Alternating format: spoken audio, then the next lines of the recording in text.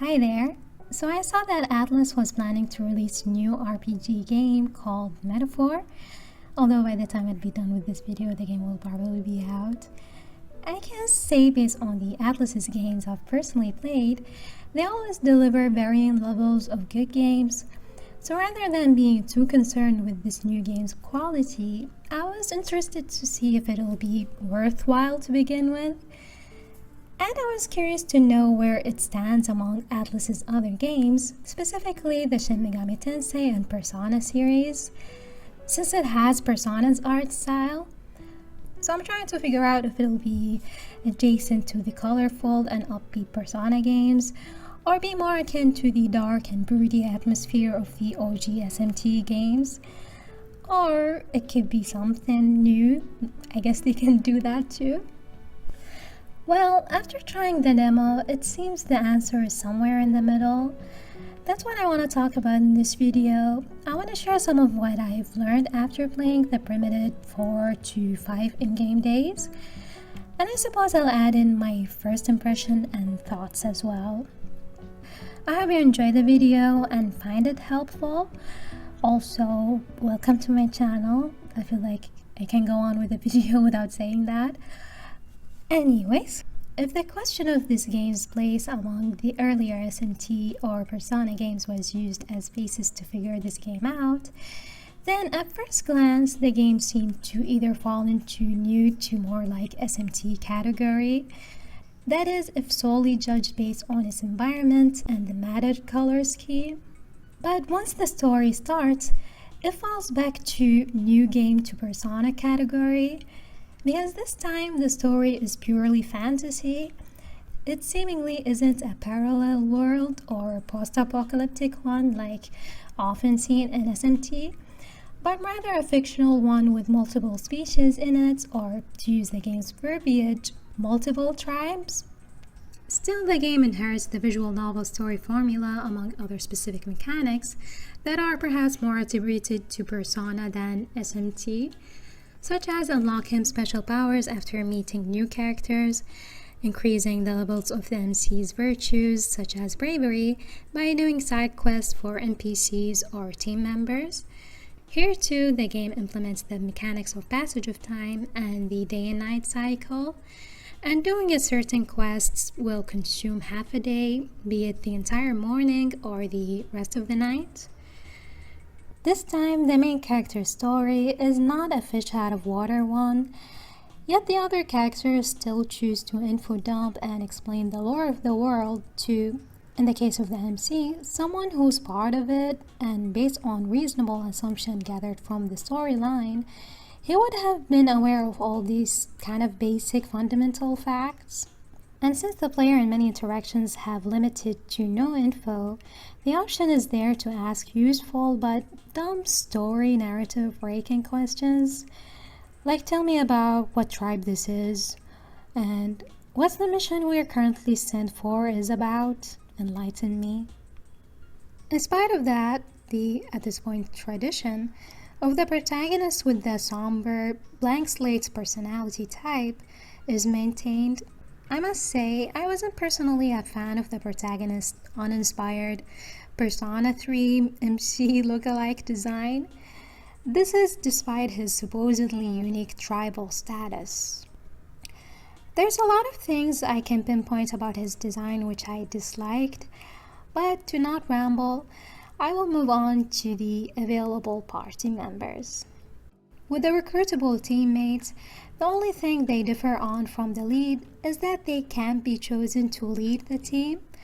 Other than that, what they're capable of is the same as the main character. Like one of the combat elements in this game is that the MC can learn other characters' archetypes, which are this game's personas. By doing that, the MC can acquire and switch to any of the other characters' unlocked archetypes after paying a set price. The other characters can do this too, but they don't share, so each teammate will have to pay to unlock an archetype, and then they will have that archetype among the list of ones they can switch to. I think this can be a good thing because it opens up many tactical possibilities to try out, and it can free a character from being stuck with an undesirable, rarely useful monster. This, however, might mean a small pool of types to utilize relative to Atlas's other games, where you can capture all the monsters save for bosses and very few types. Another possible drawback to this is archetypes can be changed during a battle, and they force whoever character that has them equipped into wielding only a specific type of weapon. For example, if the archetype is a mage, the character connected to it will switch from a sword to a staff. And the fusion mechanic is left out of the game, but archetypes can inherit an unlocked skill from one another if there is an available slot to learn that skill, and of course after paying a certain amount. I wonder if characters sharing archetypes was the reason for designing them to look similar, as if they were made from the same scrap of metal, as opposed to trying to somewhat have them aesthetically match the correlating character that unlocked them first. Like, I'm not gonna lie, I think their designs are kind of lame. Respectfully. At least the enemy monsters in the game are cool. They all look like they were designed for this world. So there are no familiar looking monsters to those from SMT, except for Jack Frost. I saw him in a promotional video, but I think he's just there as an Easter egg since he became a mascot of some sort. Kinda like the Cactar from the Final Fantasy franchise. Speaking of familiar things, the combat here has many recognizable elements. For instance, how hitting enemies first gives an advantage as it starts the battle with the enemy in a stunted state and with a damaged HP. Also, the inflicted elements, their effect, whether they linger or they don't, are all too familiar. But you can rely on prior knowledge from Atlas's other RPG games, because there are new things to learn regarding MetAphor's combat, even for Persona players. For example, some of the new things here is if any teammates fail to hit an enemy, they'll cause the team to lose a turn. And if an enemy absorbs or reflects an attack, all of the team's turns will outright be lost. Also, there is no all-out brawl attack when an enemy is down. And get this, collaborative moves between two teammates uses MP from the one leading the attack and the assist, and it counts as 2 turns. So how is it a collaborative move? Anyways, luckily I was aware of most of this because I ended up doing a lot of reading in Academia, the game's Velvet Room reskin. This is where you learn/unlock archetypes as well. And you can teleport to Academia from various places in the map, including before and from within a dungeon. Additionally, in the dungeons, there will also be spots that allows teleportation between different dungeons. Now, I need to talk about the game's graphics because one of the things I often get roasted for is how some of the games I play have perceivably previous gen graphics, or they simply don't have super realistic visuals.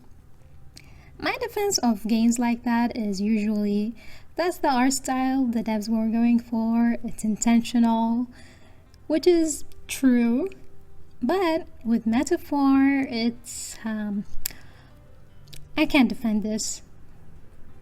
Like, don't get me wrong, the 2D art across all the menu tabs is simply too beautiful, both in concept and execution, like I can stare at it forever.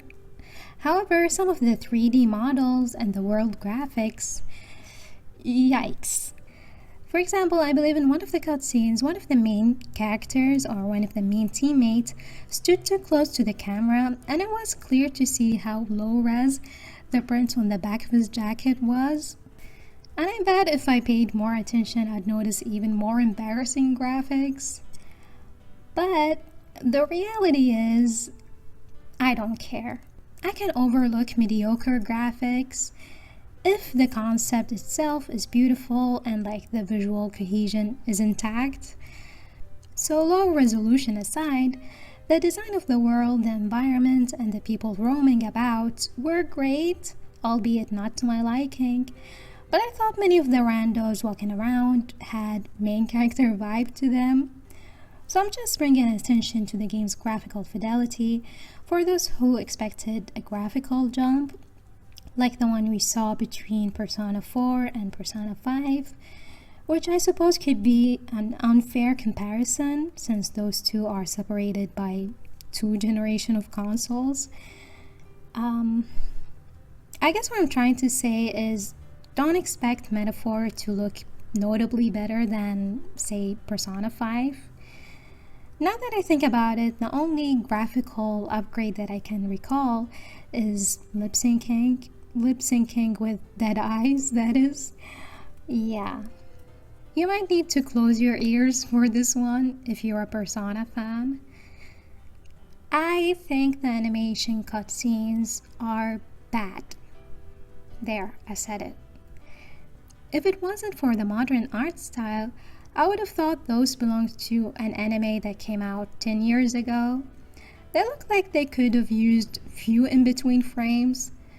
Essentially, it's just as tilted as any of the animation in the Persona games. Like, I've yet to play an indie game with bad animation cutscenes, but in Atlus's games, they keep using this filler episode effort type of animation. That's just how I feel about it. To get back on the positive side, I gotta switch to the music in MetAphor, which is top tier, by the way. It's not just noise in the background, but something that adds to the atmosphere and have the potential to be iconic. But it might be badly balanced at some point. Like, I'm not an expert editor, obviously, but I know not to add in different kind of background music all at the same volume level. See, some of MetAphor's soundtracks have choir singing, and the audio can get loud at those parts, louder than the volume of the speaking voices of the voice actors. The voice actors are objectively inaudible at times because of this. Those are my thoughts on MetAphor, ReFantazio, whatever they called it. How about you? What do you think about this game? Do you plan to play it? I think for me, I prefer worlds that are a bit more rooted in reality, or I guess not too detached from Earth, I suppose. So I didn't gravitate towards the game's world at all. The battle system is good, but I didn't feel like it wasn't too appealing for me for whatever reason. Maybe because, I don't know, I feel like there will only be too few characters. I don't know. I would only get this game if it was discounted, and even then I wouldn't exactly rush to buy it. I guess that sounds confusingly negative since I just kind of praised it for the most part in this video, I guess. I just think the game's good, but it didn't interest me all that much. Anyways. Thank you so much for watching the video. Please like the video, share it, and subscribe, and also leave a comment about your thought on the game. Until the next video, bye.